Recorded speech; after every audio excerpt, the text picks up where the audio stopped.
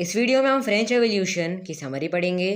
1774 में किंग्स की बर्बर फैमिली के लुइस 16 फ्रांस के सिंहासन में असेंड यानी बैठे। लुइस 16 के असेशन यानी राज्याभिषेक ने उसे खाली खजाना मिला। इसकी वजह से नए किंग को प्रॉब्लम हुई। स्टेट को रेगुलर एक्सपेंसेस जैसे कि आर्मी को मेंटेन करना, कोर्ट को और गवर्नमेंट ऑफिसेस को चलाने के लिए टैक्सेस बढ़ाना पड़ा। 18th सेंचुरी में फ्रेंच सोसाइटी 3 स्टेट्स में डिवाइड हो गई। क्लर्जी और नोबिलिटी जो पहली 2 स्टेट्स थीं, ये प्रिविलेज क्लास थीं, उन्हें स्टेट टैक्स नहीं देना पड़ता था।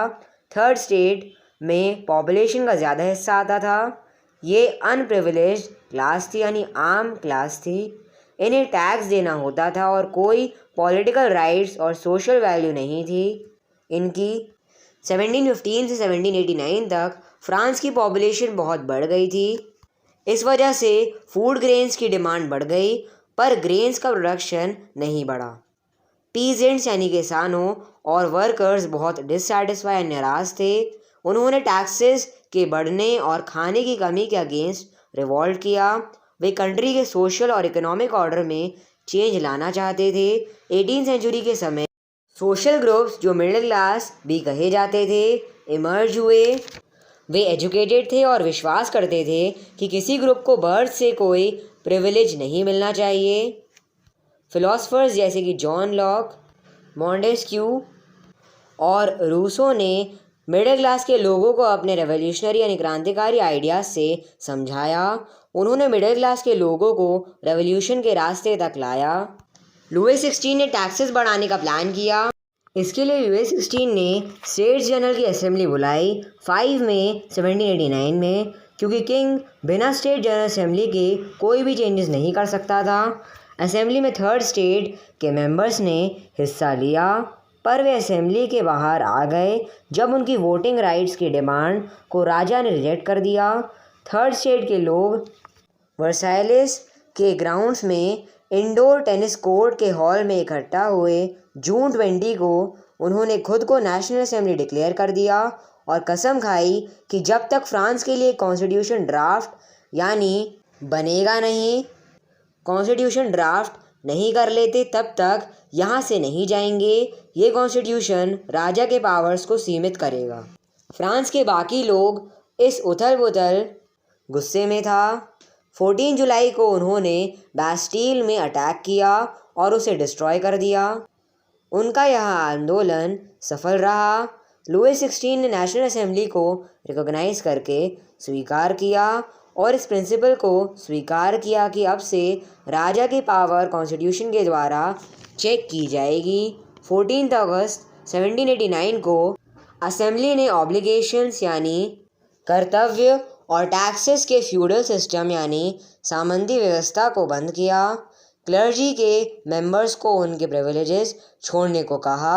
1791 में नेशनल असेंबली ने कॉन्स्टिट्यूशन ड्राफ्ट यानी प्रारूप तैयार कर लिया। इसका मेन उद्देश्य राजा के पावर्स को सीमित करना था। 1791 के कॉन्स्टिट्यूशन में नेशनल असेंबली में लॉज बनाने के पावर को वेस्ट यानी हवाले किया, जो कि इनडायरेक्टली इलेक्टेड थे। कॉन्स्टिट्यूशन मेन और विमेन राइट्स के डिक्लेरेशन के साथ शुरू हुआ।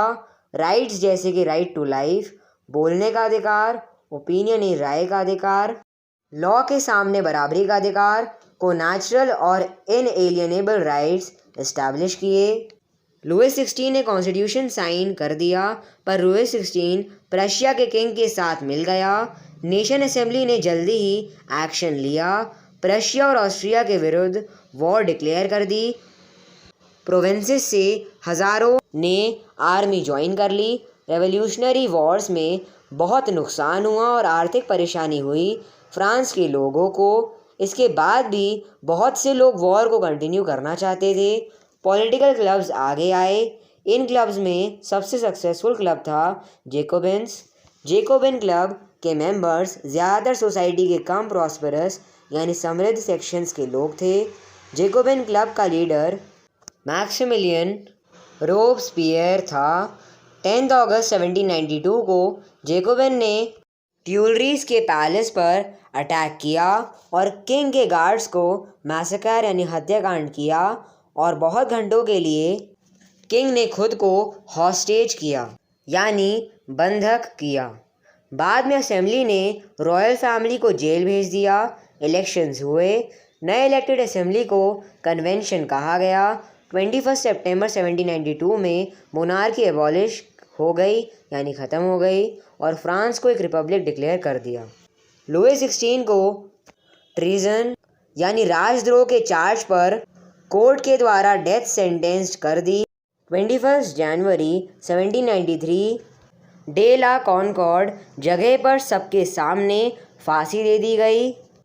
क्वीन मैरी एंटोइनेट के साथ भी वही हुआ। 1793-1794 तक रोबेस्पियर सेंटर इमेज बने रहे। इस पीरियड को रेन ऑफ टेरर कहा जाता है। इस पीरियड के दौरान उसने सीवियर कंट्रोल और पनिशमेंट की पॉलिसी को फॉलो किया।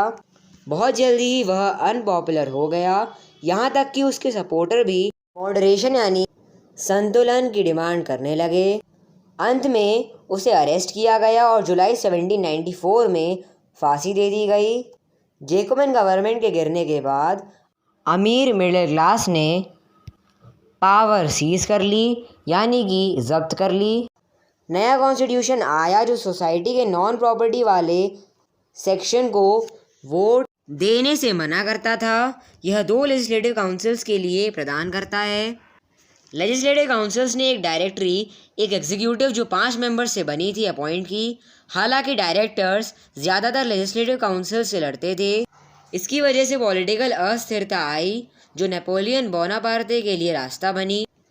ये मिलिट्री डिक्टेटर था। 1804 में नेपोलियन ने अपने आप को फ्रांस का एम्परर बना लिया। शुरुआत में लोगों ने नेपोलियन को एक लिबरेटर की तरह देखा जो उनके लिए फ्रीडम लाएगा, पर जल्दी ही नेपोलियन आर्मीज एक इन्वेडिंग फोर्स यानी घुसपैठिए की तरह हर जगह दिखने लगी। नेपोलियन 1815 में फाइनली वाटरलू में हार गया। नेपोलियन के जाने के बाद भी बहुत से उसके कामों ने लिबर्टी और मॉडर्न लॉज के लिए रेवोल्यूशनरी आइडियाज़ लाए। फ्रेंच रेवोल्यूशन की बहुत इंपॉर्टेंट लेगेसी लिबर्टी और डेमोक्रेटिक राइट्स के आइडियाज़ 19वीं सेंचुरी के समय में ये आइडियाज़ फ्रांस से यूरोप के दूसरे हिस्से में भी पहुँचे।